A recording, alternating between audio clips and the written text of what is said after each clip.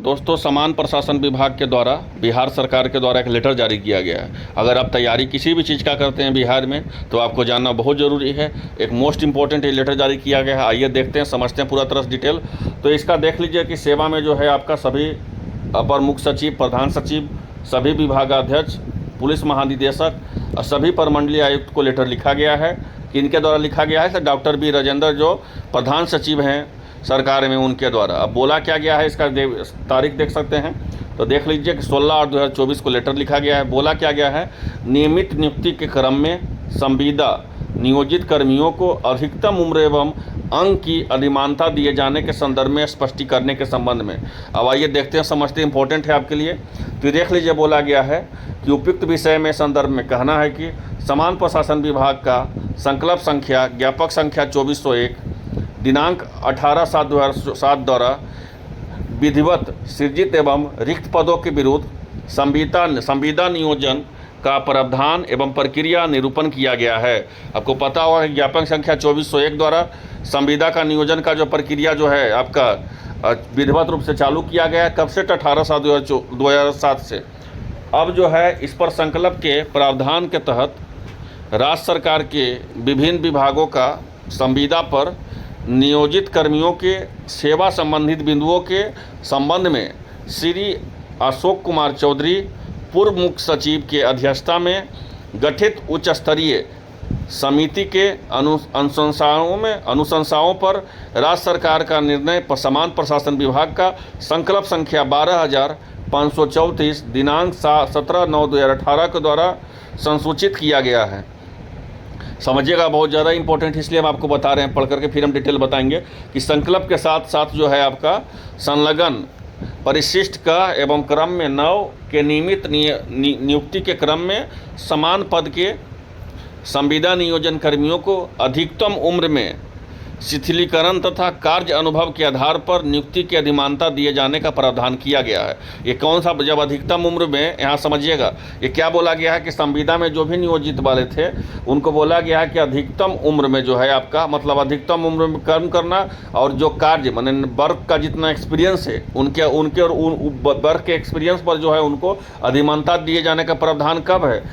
तो ये जो है परिशिष्ट संख्या कम है आपका संख्या 9 में है। ठीक है। तो साथ ही जो है संकल्प ज्ञापक संख्या 12,534 17/9/2018 के कंडिका संख्या 3(1) का द्वारा संसूचित राज्य सरकार के निर्णय में अनुपालन में पूर्ववर्ती संकल्प संख्या ज्ञापक संख्या 2401 दिनांक 18/7/2007 को संशोधित एवं परिविध करते हेतु संविदा नियोजन हेतु विशिष्ट प्रावधान एवं प्रक्रिया का निरूपण समान प्रशासन विभाग संकल्प संख्या ज्ञापक संख्या 1003 22/1/2021 द्वारा संसूचित किया गया है।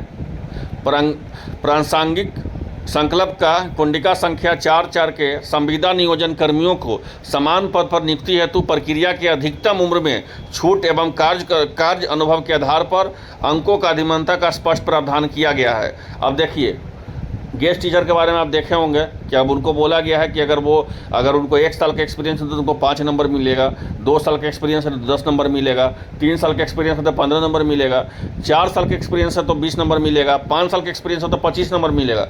लेकिन यहाँ समझिएगा, अगर उनको 6 साल के एक्सपीरियंस रहेगा तो 25 ही नंबर मिलेगा, 7 साल का एक्सपीरियंस रहेगा तो 25 ही नंबर मिलेगा। क्यों? क्योंकि अधिकतम जो है उनको 25 नंबर का प्रावधान दिया गया था। तो वही यहाँ पर बोला गया है, समझ सकते हैं ना, कि यहाँ पर जो है भी बोला गया कि अधिक उम्र सीमा में छूट और कार्य अनुभव के आधार पर जो है अंकों का अधिमानता का जो है स्पष्ट प्रावधान है।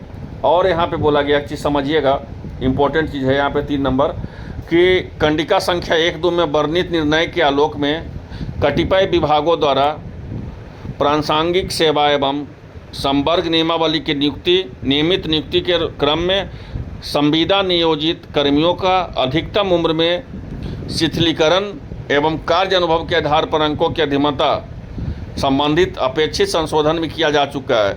ठीक है। कंडिका संख्या 1 और 2 में क्या किया गया है? ठीक है, कि आपको जो जिनका अधिक उम्र है, ठीक है ना, अधिकतम उम्र से अगर वो नियोजित में काम कर रहे हैं, संविदा में वो काम कर रहे हैं, तो उनको, और कार्य का अगर उनको एक्सपीरियंस है तो उनका जो होगा अधिमानता मतलब संबंधित अपेक्षित संशोधन किया जा चुका है, मतलब उनको छूट का जो संशोधन किया जा चुका है। लेकिन यहाँ समझिएगा 4 नंबर में इस क्रम में इस बिंदुओं पर मार्गदर्शन की अपेक्षा कतिपय विभागों द्वारा यदि किसी नियमित नियुक्ति हेतु चयन की प्रक्रिया में प्रारंभिक एवं मुख्य परीक्षा दोनों में अधिमानता दोनों परीक्षाओं के दिया जाए अथवा प्रारंभिक परीक्षा में दिया जाए तो मुख्य तो क्या मात्र मुख्य परीक्षा में ही दी जाए।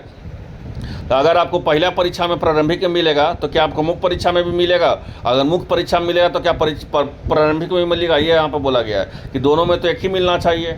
यहाँ पे बोला गया है यदि दोनों में से अगर अधिमानता पर दोनों पर परीक्षाओं में दिया जाए तो प्रारंभिक परीक्षा में दी जाए या मात्र मुख्य परीक्षा में दिया जाए, मतलब दोनों में केवल एक में दिया जाए या दोनों में दिया जाए। और बोला गया है 5वां नंबर कि इस संदर्भ में जो है समीक्षा में पाया गया है कि यदि प्रारंभिक परीक्षा में अंक की अधिमानता एवं अधिकतम उम्र में शिथिलीकरण का लाभ नहीं दिया जाए तो अधिकांश संविदा नियोजित कर्मी मुख्य परीक्षा में सम्मिलित नहीं हो पाएंगे। जाहिर सी बात है कि जब अगर पीटी में अगर उनको नहीं दिया जाएगा प्रारंभिक परीक्षा में तो जाहिर सी बात है कि मुख्य परीक्षा में संविदा वाला जो संविदा वाला जो होंगे वो सम्मिलित नहीं होंगे।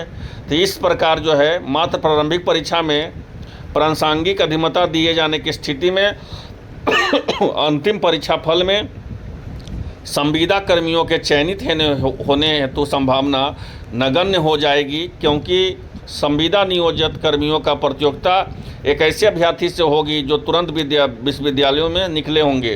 वर्णित परिस्थिति में संविदा नियोजन कर्मियों को नियमित रूप से क्रम में प्रासंगिक अधिमानता दिए जाने का मूल उद्देश्य प्राप्ति नहीं हो सकेगी।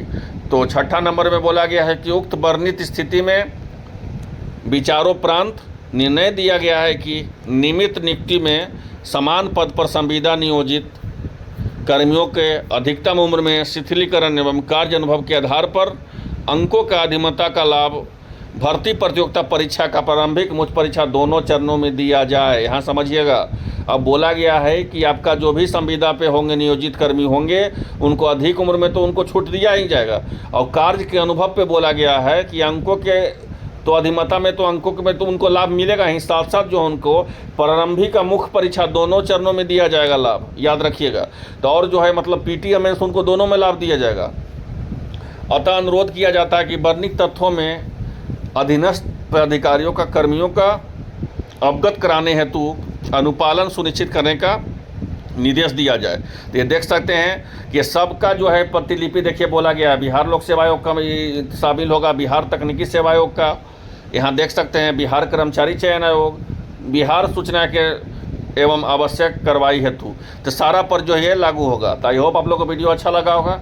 मिलते हैं नेक्स्ट अपडेट के साथ। धन्यवाद।